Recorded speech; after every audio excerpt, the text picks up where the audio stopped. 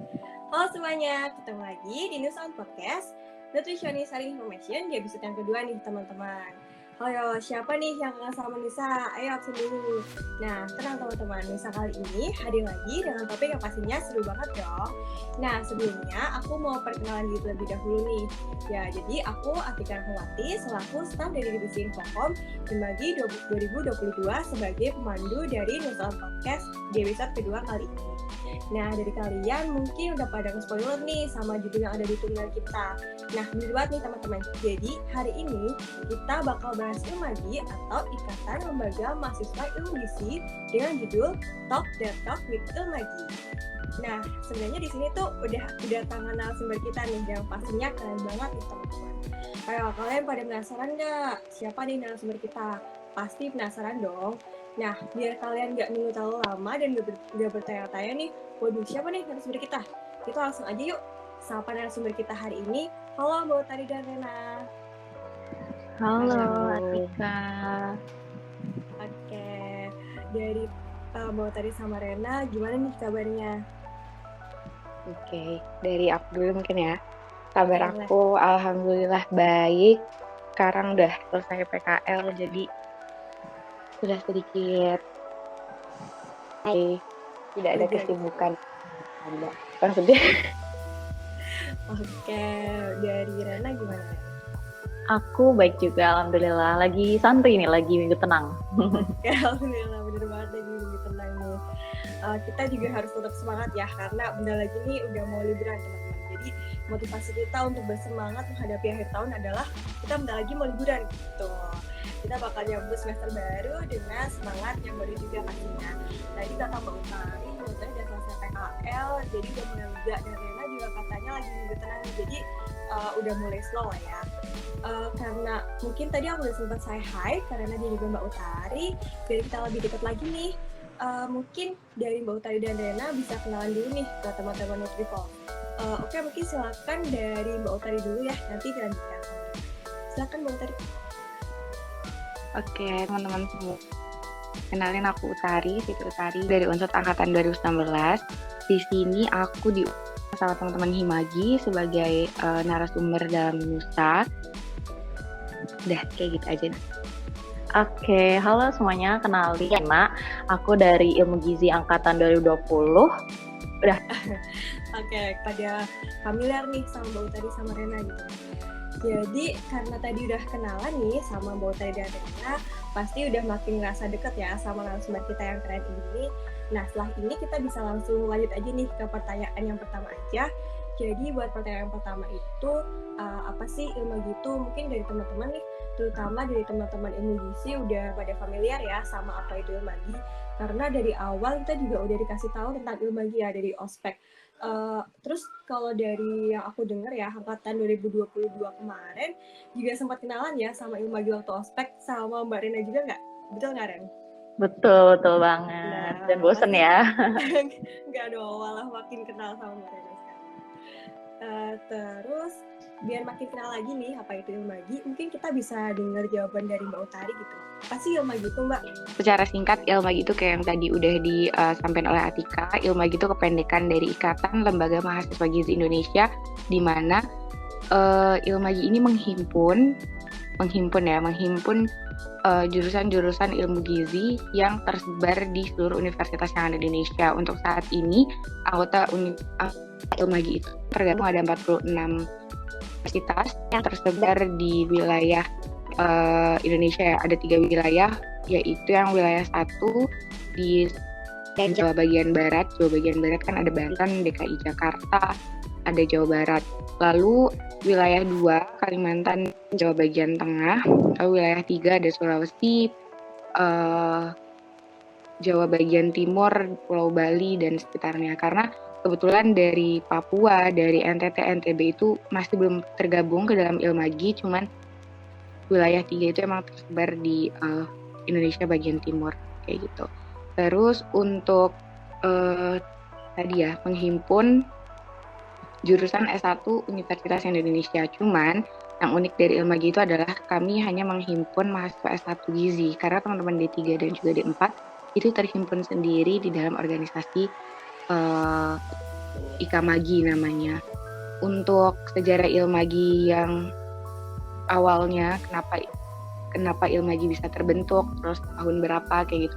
Itu tuh awalnya waktu itu di tahun 2005, yaitu pada kegiatan pertemuan perdana di Semarang yang hanya diwakili oleh beberapa universitas inisiator ya dari terbentuknya Ilmagi. Lalu tahun 2006 itu berhasil diselenggarakan musyawarah nasional yang pertama. Dan uniknya Ilmagi itu waktu awal masa periode kepengurusannya itu 2 tahun. Sempat 2 tahun, terus waktu itu sempat juga 1,5 tahun, dan akhirnya saat ini di periode kepengurusan sampai saat ini itu 1 tahun kayak gitu. Oke, dari aku cukup. Rena barangkali mau nambahin? Oke, terima kasih Mbak Tari atas jawabannya. Gimana teman-teman tadi udah sempat disebutin ya sama Mbak Tari terkait apa itu Ilmagi, kemudian ada wilayah yang tergabung begitu, kemudian ada juga sejarahnya. Terus nanti kan belum sempat disebutin ya Mbak terkait sama departemen di Ilmagi. Nah, departemen di Ilmagi itu apa aja sih? Mungkin Rena bisa bantu. Oke, jadi kalau di Ilmagi itu ada 8 departemen ya, ada 8 departemen yang terdiri dari Departemen Ad hoc, Departemen Finansial, Departemen Hubungan Masyarakat, Departemen Informasi dan Komunikasi, Departemen Pendidikan dan Profesi, Departemen Pengabdian Masyarakat, dan Departemen Pengembangan Sumber Daya Mahasiswa. Kayak gitu. Itu ada 8 departemen itu. Ilmagi juga terdiri atas BPI dan DPA nih. Kalau BPI itu kan Badan Pengurus Inti ya, itu terdiri atas Sekjen, Mbak Utari, terus ada Wasekjen, dan ada Sekretaris Umum serta Bendahara Umum. Selain itu juga ada DPA atau Dewan Pertimbangan Agung yang membersamai kabinet untuk 1 periode seperti itu. Oke. Berarti tadi ada 8 departemen dengan 2 kategori ya, ada salah satu. Jadi tadi kan udah disebutin ya sama Mbak Utari kalau di Ilmagi terbagi menjadi 3 wilayah. Nah, yang mengkoordinir 3 wilayah tersebut itu ada koordinator wilayah namanya. Ada Korwil 1, Korwil 2, dan Korwil 3 kayak gitu. Benar. Jadi ada 1 orang mengkoordinir yang aktif lainnya yang tergabung di wilayah tersebut kayak gitu. Oke, teman-teman. Jadi tadi udah sempat dengar jawaban dari Mbak Utari dan juga jawaban dari Rena terkait sama Ilmagi. Kalian pasti udah kenal nih sama Ilmagi itu apa sih, udah tipis-tipis lah ya. Kemudian mungkin aku bisa lanjut nih pertanyaan kedua. Jadi dari Mbak Siti Utari dan juga Mbak Rena ini udah bergabung ke Ilmagi itu sejak kapan sih? Mungkin bisa dijawab dari Rena dulu. Oke, kalau aku udah sekarang aku gabung itu waktu jadi mahasiswa semester 3, berarti tahun 2021 ya.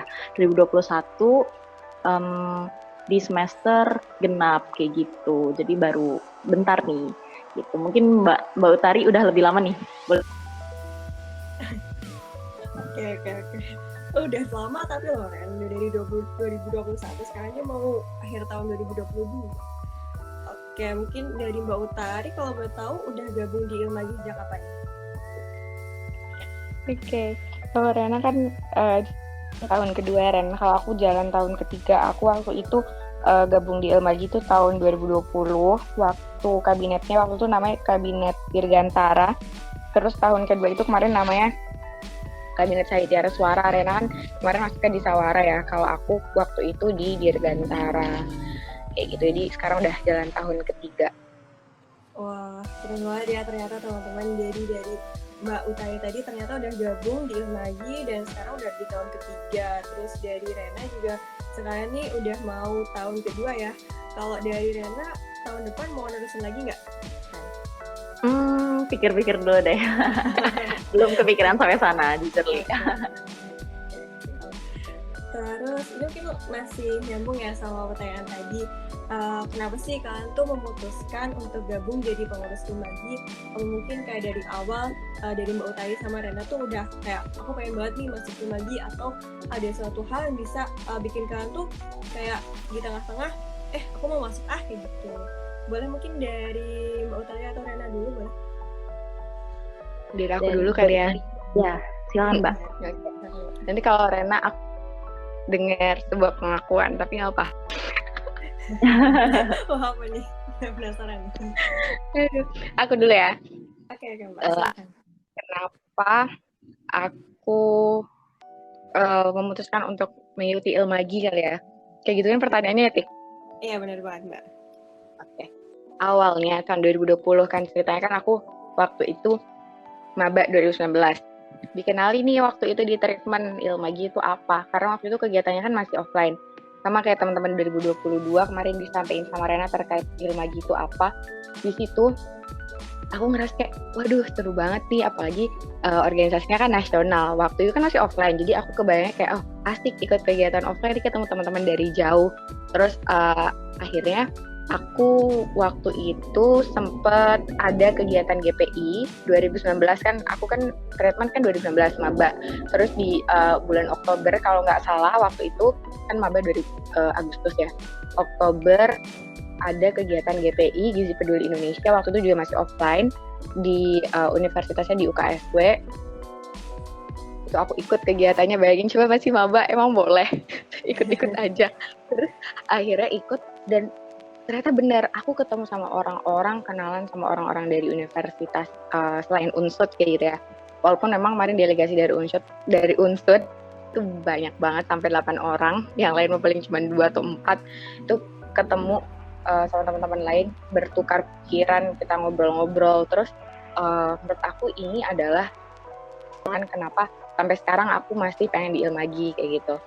Pun hubungan aku sama teman-teman GPI yang kemarin, terutama yang masih tinggal serumah waktu itu masih terjalan sampai sekarang. Bahkan salah satu kenalan aku waktu GPI itu menjadi Dewan Penasihat di kepengurusan aku yang sekarang. Makanya dari Ilmagi awalnya, padahal sederhana ya, cuma dijelasin waktu treatment, tapi bisa kerasa sampai aku sekarang.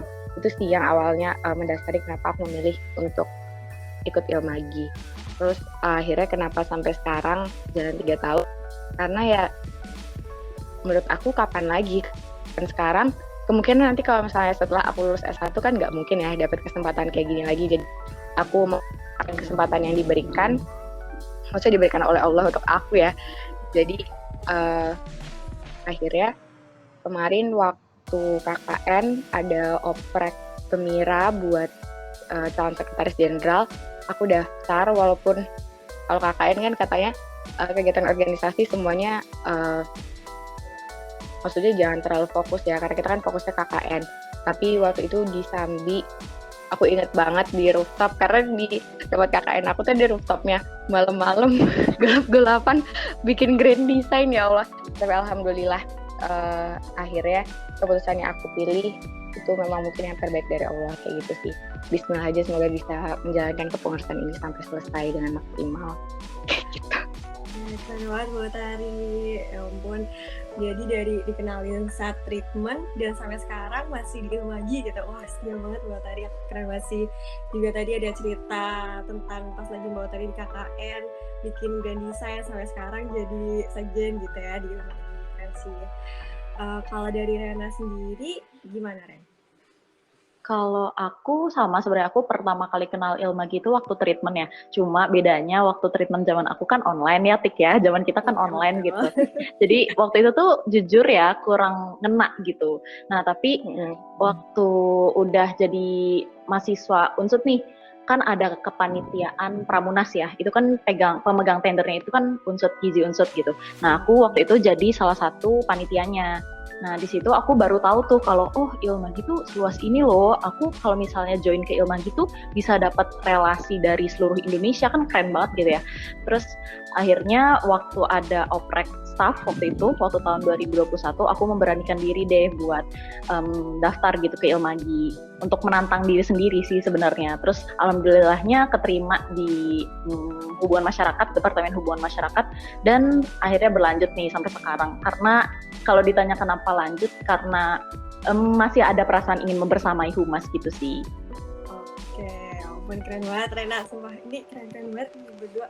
Ya ampun, jadi dari Rena dikenalin pas treatment, tapi masih kurang ngena, dan kemudian lanjutin pas lagi Pramunas jadi panitia, dan kayak kena impact-nya gitu sampai sekarang di Humas tuh gimana kayak gitu. Betul. Oke, keren banget sih. Terus selanjutnya nih, kan sekarang jadi pengurus di Ilmagi nih. Boleh tahu nggak kalian dari departemen apa? Mungkin tadi udah sempat ke-spill sih sebenarnya.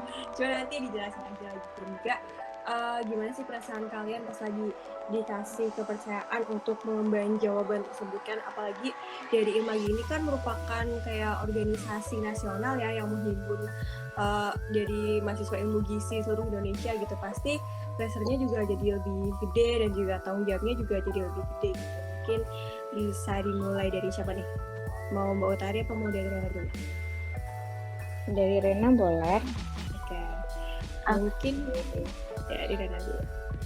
Oke, kalau aku tadi udah ke-spill bener kata Atika. Aku di tahun pertama kan jadi staf departemen humas ya. Terus sekarang berlanjut jadi kepala departemen hubungan masyarakat. Alhamdulillah dikasih kepercayaan sama Mbak Utari buat mengemban jabatan ini.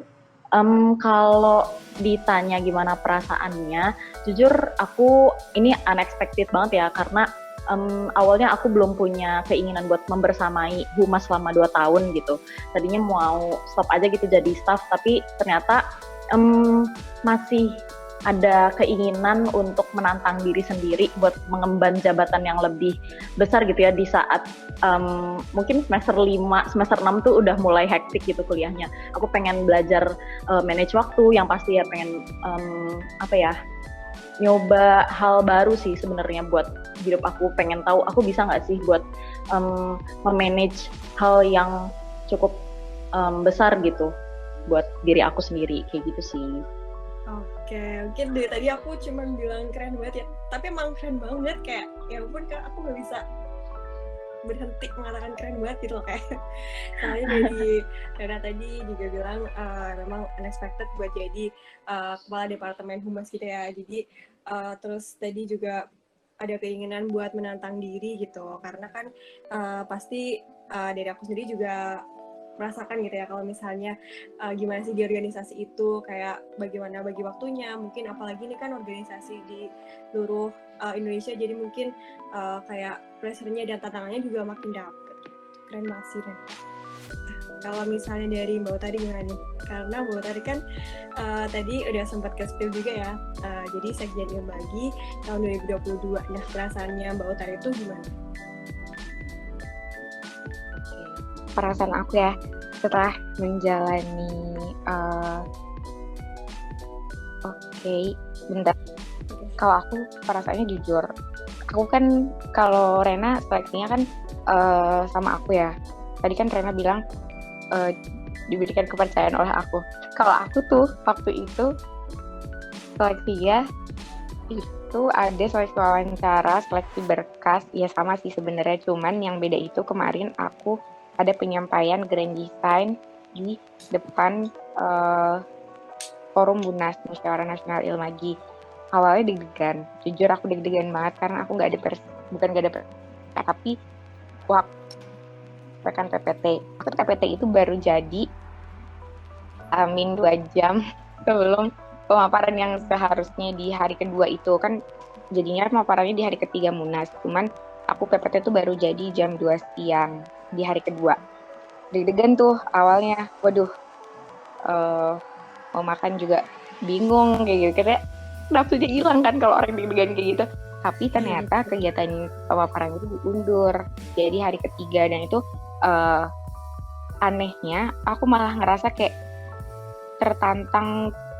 Aku nggak tahu ya orang lain ngerasain kalau ada di posisi kayak aku ngerasain juga atau enggak, tapi yang kemarin kayak deg-degan, takut kayak gitu, di hari ketiga tuh bener-bener kayak aduh pengen ngebantai, kayak semua pertanyaan harus bisa aku jawab, aku harus bisa pemaparan biar bisa meyakinkan teman-teman forum.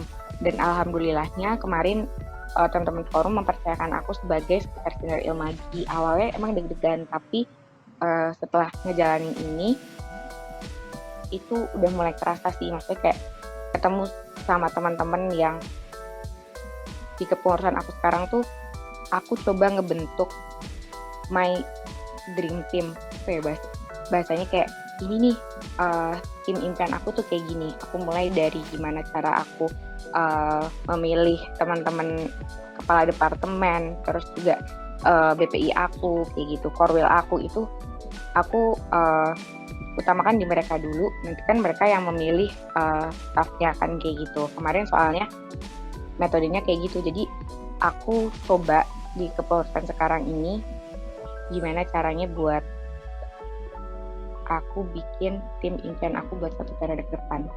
Jadi yang kemarin deg-degan itu dengan adanya mereka jadi terbayar. Jadi kayak alhamdulillah ya Allah, semoga ini yang emang bener-bener yang terbaik. Jadi nanti kita bisa bikin Ilmagi lebih baik lagi kayak gitu sih. Emang deg-degannya di awal doang. Sekarang alhamdulillah udah mulai enjoy.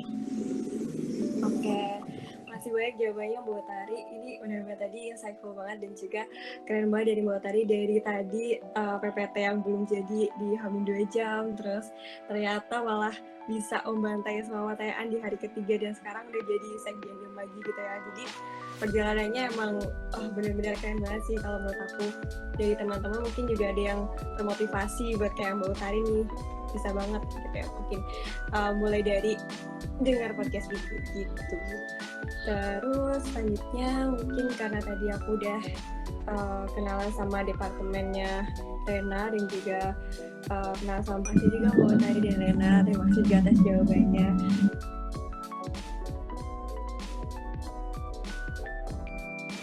Itu ya pembahasan di podcast pada episode kedua kali ini tentang Talk dan Talk bersama. See you dan ya pembahasan yang lebih. Bye bye.